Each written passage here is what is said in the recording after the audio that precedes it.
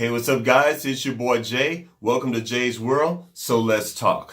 All right, I am back with another recap review of Empire. This is episode 2, and the name of the episode is Without Apology. Okay, so let's just get right into it.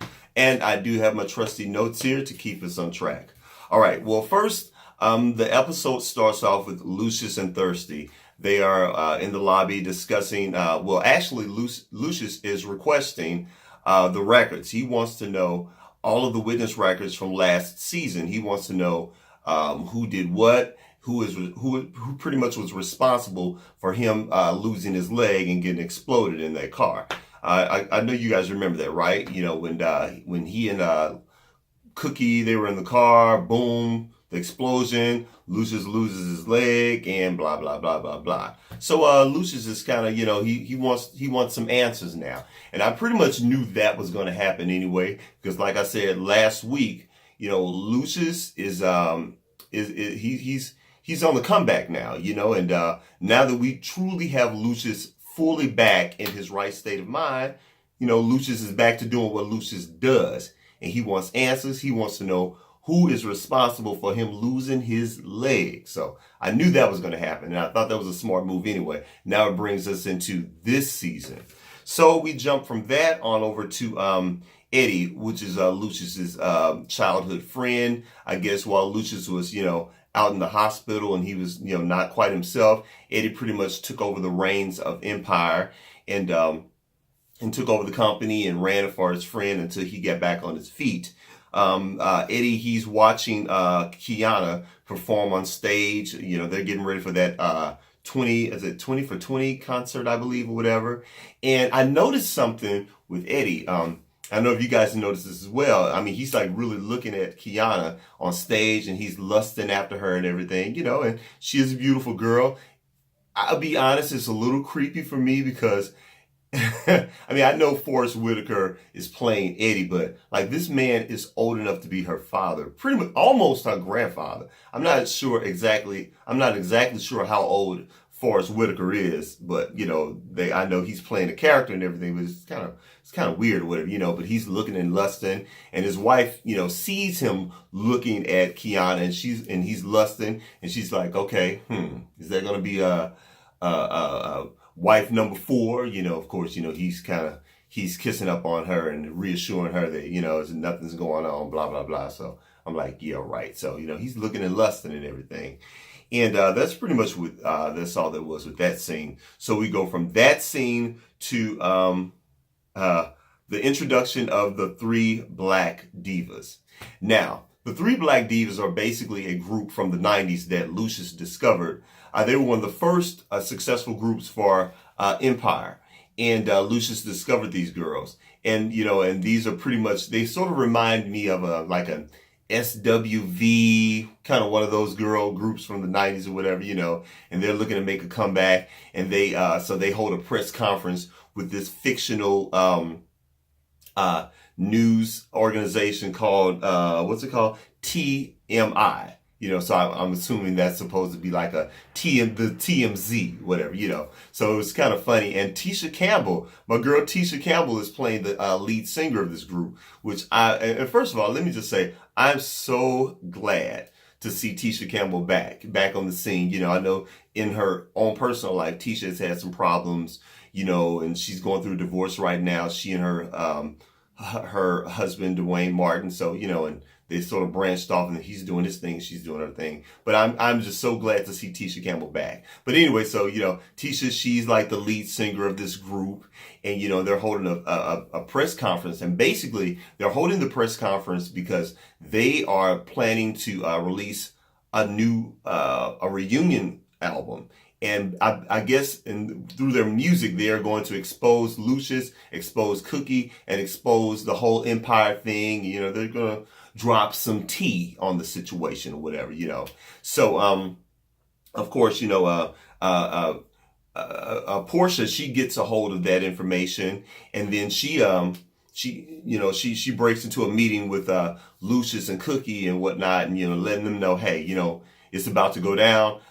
This girl group they are about to, she lets them know that they are about to expose you guys, and what are you going to do about it? It's not looking good, of course, Now there's yet another thing that they're worried about, Meanwhile, I forgot to mention that Eddy, Lucius's childhood friend, he's also planning on, he's working out a deal with some big businessman by the name of Kelly Patel. His name is Kelly Patel. So they got that thing going on. So they're trying to make that business transaction happen. So the last thing they need is for this group, they're called the Three Black Divas, to come into play and mess that whole thing up. So we got all that going on. So we jump from there to again, the Three Black Divas. They are now singing in a shopping mall, which is also hilarious as well, because if you know anything about a lot of our R&B groups from the past, from the 90s, and even sometimes even the early 2000s, these guys are just struggling. I mean, and I'm going to say, I would actually like to do an entire separate video on that, because it's just very bothersome to me. But anyway, so these girls are really struggling. They are on the comeback, and they're trying to they're pretty much, they've been reduced to accepting any gig that they can get, So unfortunately, they have to, accept the gig at the shopping mall, and it is funny as all get out, because they're standing there with their microphones, and they got the little karaoke machine thing going, and I guess, and God bless them, because they're putting forth a lot of effort for this comeback, in the shopping mall, and they got the little gift bags and everything, and they're standing up there and they're singing. And then people are just kind of on their cell phones, and they're and talking to each other and just looking bored and uninterested. You got some kid eating popcorn. He spills popcorn on the stage, and the whole the whole performance was just a complete disaster. It was really funny. So of course, I guess Cookie, Porsha, and Becky. So they come to see, the Three Black Divas. I guess they found out where they were performing, just to kind of stand around and see. And of course, they're standing there looking and kind of, throwing shade on them, and it really was a pathetic scene. I feel sorry for those girls, but again, it reminded me of how a lot of our R&B groups in real life are really struggling like that. Again, that's for another video. But anyway, so Becky, Porsha, and Cookie, they're standing there, and they're, got their arms folded, and they're making little snide comments, and it's just a big old mess. So some kid, so I think one of the little kids that came up on stage, he pretty much, I think, yanked the speaker out of the wall. So their machine had gone blank. So they pretty much had to finish the performance a cappella. And, believe it or not, the girls actually sounded good. Yes, the performance and where they were singing was a crappy deal, but these sisters still had voices. So that was a good thing. So they went a cappella, and they showed the crowd they could sing, and to a smattering of applause, and that was pretty much it. So after that, they're handing out the gift bags and everything, and before you know it, Tisha Campbell's character, she runs into Cookie and Cookie, Becky, and Porsha. And, they have their little exchange and whatnot. It wasn't very pleasant. And pretty much Cookie was like, hey, come see me, and I got a better deal for you. And of course, Tisha Campbell's character, her pride is on the line. She wasn't sure, but she's like, okay, fine, girl, we'll come see you or whatever. So that's pretty much how that scene ended. Okay, so we go from there. Again, we jump from there to Three Black Divas. They now meet with Lucius. Oh, and I forgot to tell you this part. Tisha Campbell's character, she actually wanted an apology from Lucius. So when they were in the mall, talking or whatever. So now they jump forward to the meeting with Lucius. They want to finally get their apology. So I guess so they accepted their invite to Empire and in the office or whatnot, and they were actually in like the conference room, and that in itself was funny, because you had the three girls, they had this whole spread of food out, and you could tell Tisha Campbell and the girls, they've been struggling. They've been struggling. So they hadn't eaten in a while. So they got burgers and fries and wings and all just a whole little spread. And man, those girls were going to town on that food.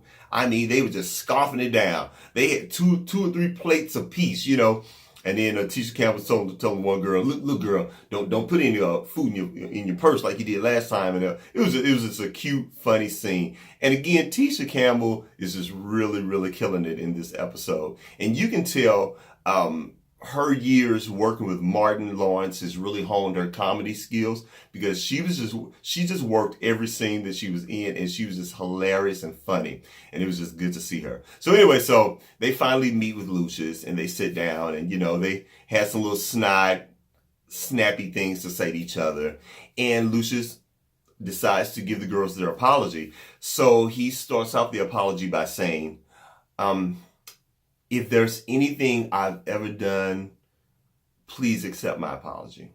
Now, of course, Tisha Campbell was not having it with that apology. And to be honest, I don't blame her. And on a personal note, one thing I cannot stand, if you've wronged me and you are really, truly trying to apologize to me, just own what you've done to me and say you're sorry. I cannot stand when people so-called apologize and the first thing they say, if there's anything I've ever done to you. First of all, you know exactly what you did to me. So, and if you've done it, then just own it.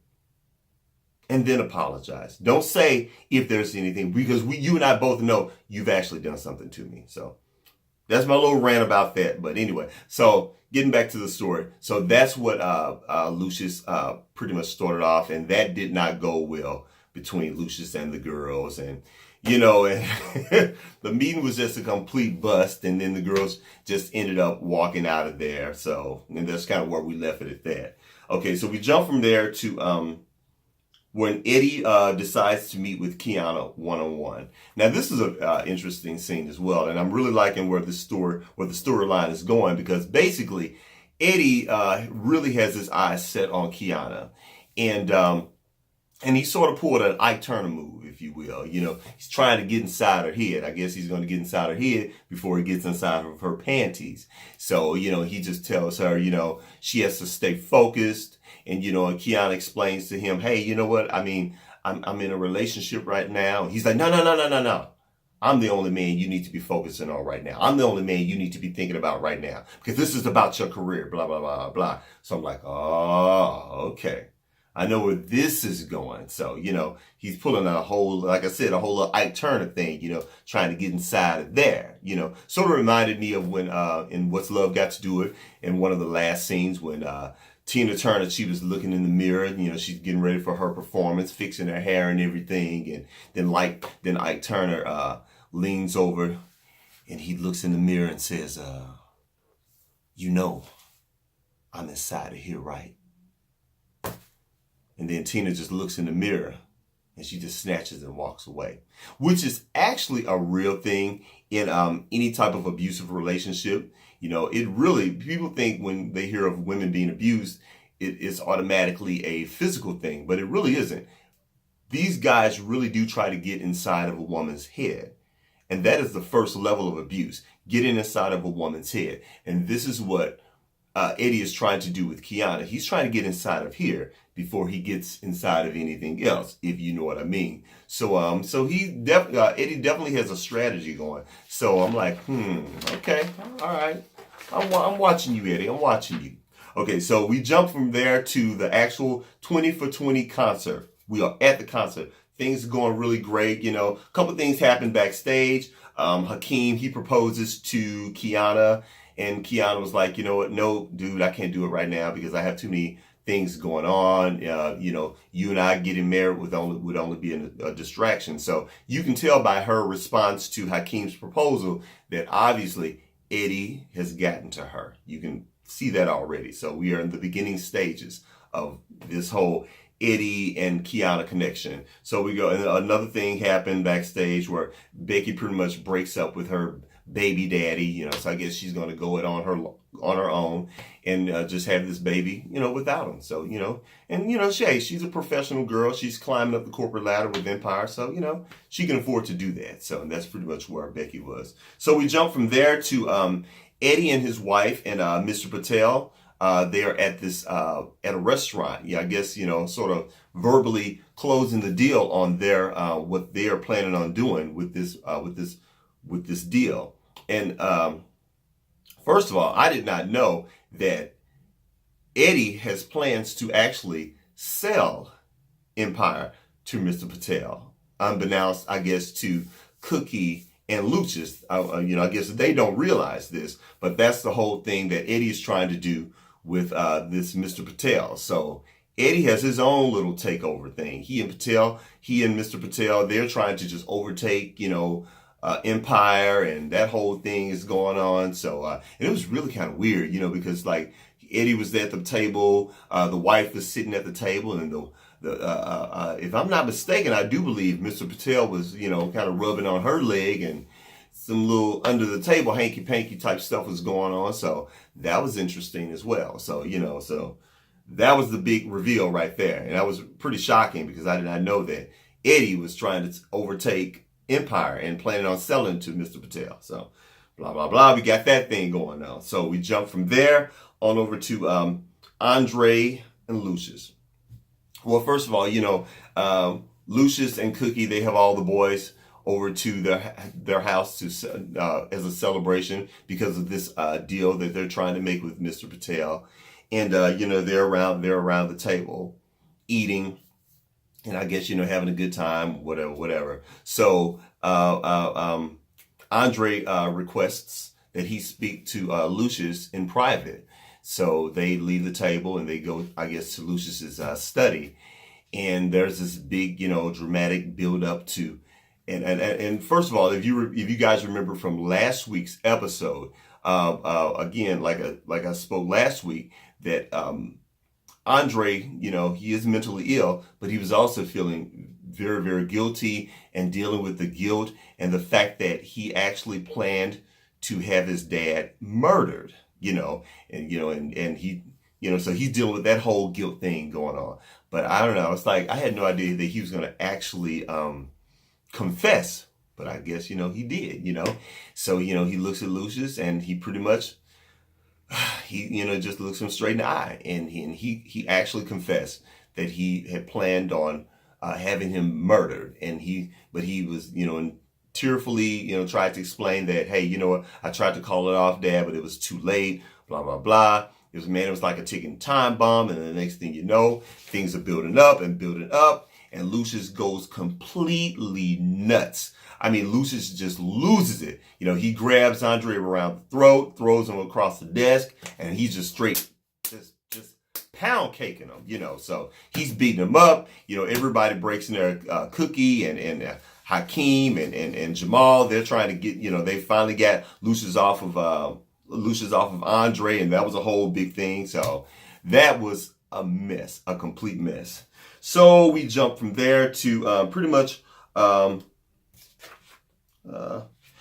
one of the last scenes, which was with Cookie and Lucius, pretty much discussing what had happened at the dinner party and why they're just going over and over in their head as to why Andre wanted to have Lucius killed. And of course, at the end of the day, they are parents, and I mean, that's kind of messed up. I mean, this isn't some regular thing. Your own child wanted to have you murdered, and Lucius is really pondering like, okay, how do I come back from that? I mean, my own son, my baby boy, my beautiful baby boy, as he put it, wanted to have me murdered. So they're discussing that.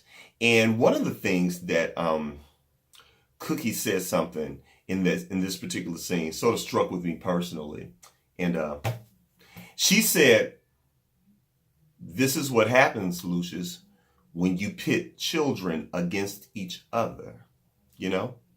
I mean, you know, as a parent, you know, when you want to be the center of everyone's attention, and the only way that you can be the center of everyone's attention is by manipulating your children, by pitting one child against the other, you know, putting all this distrust amongst your children at each other so that they can only focus on you. And I thought that was a very poignant moment in that scene, and a very true statement. But who knows? Maybe I'll make a video about that one day. But anyway, so they're talking about that, and then the next thing you know, Cookie, she's breathing real hard, and she's hyperventilating, and she's like, her eyes are bugging, and she's not exactly sure what's going on, and Lucius is panicking. So apparently, Cookie is having some type of attack, you know. So, and that's pretty much where it ended, and it was pretty scary. So, you know, and looking at the previews for next week, we can see that the doctor is saying that that Cookie actually experienced a heart attack. So, and that's it.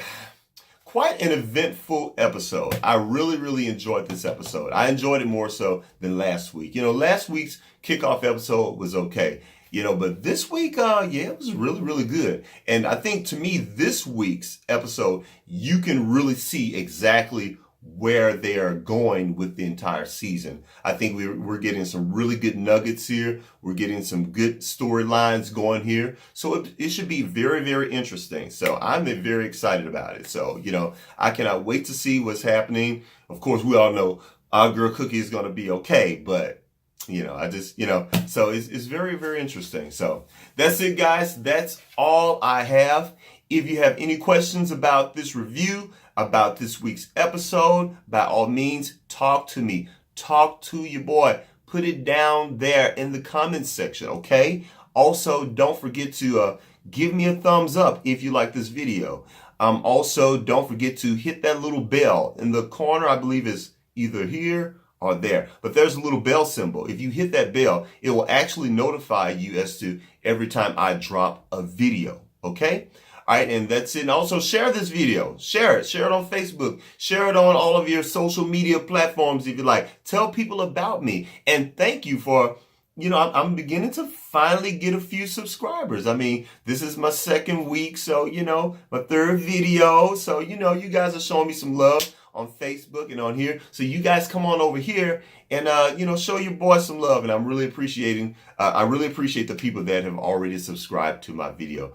That's it, guys. Thank you so much. I do this every Thursday, and also I will see you this Sunday for yet another video. God bless you guys. I'll talk to you later. Peace.